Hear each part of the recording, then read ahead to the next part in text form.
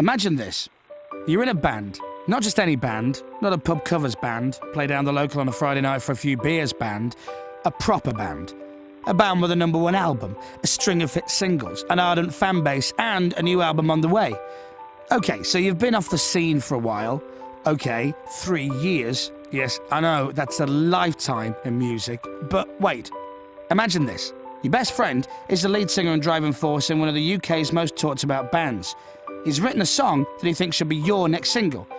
Sounds more like you than it does us, he says, so I'd like you to have it. But not before his wife, Gwyneth Paltrow, talks him into it. Imagine, too, that you know someone with a boat.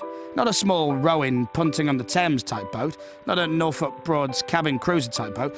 I'm talking about a super yacht, worth around £1.5 million. Imagine you ask your mate to borrow it, and he says, yeah. Then imagine that in the middle of this, you decide to invite 7 fans to a secret gig on a secret island, where they have to make a film to enter a competition for a place even though they don't know where they're going or what will happen when they get there.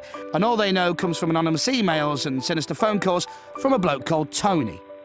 Then imagine that the day before you set off to the secret gig on the super yacht, the secret island, your new album enters the UK charts at #1.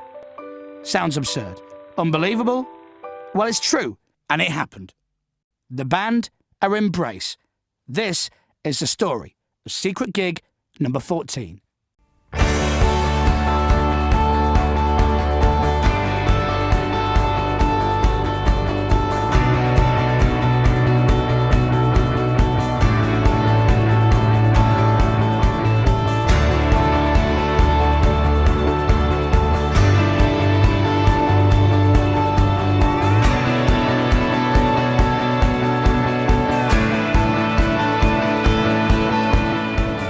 In the late summer of 2004, Embrace, soon to be hailed the comeback kings of that year, planned a secret gig to mark the release of their first album in 3 years.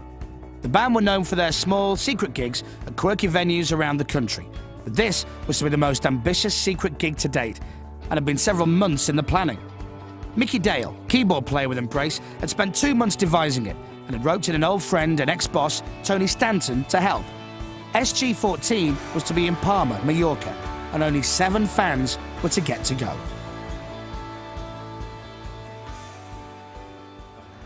Me and Mick were on a tour of local radio stations, and we got into a conversation in the back of the car about how his boss at his day job had a yacht in Palma, and either he or I said, wouldn't that be an amazing place to do a secret gig? Then we had to decide how many fans we were going to bring out to it, how we were going to select them, which was pretty cool. We were not going to bring as many people as we did. We were going to pick a few and then let them bring a guest. But when we started going through the video entries, it became really obvious that we were just going to have to a lot of really good ones. Bring people that had never met each other before, and we liked the idea of like 7, 8 strangers just getting on the island and having to make friends, you know, at the gig. Yeah, Big Brother style. There's a clue.